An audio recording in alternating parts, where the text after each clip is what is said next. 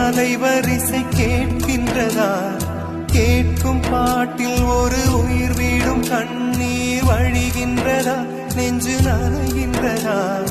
இதயம் கருகும் ஒரு வாசம் வருகிறதா? காற்றில் கண்ணீரை ஏற்றி கவிதை செந்தேனை ஊற்றி கண்ணே உன் வாசல் சேர்த்தே போயும் ஜீவன் ஓடும் முன்னே ஓடோடிவா.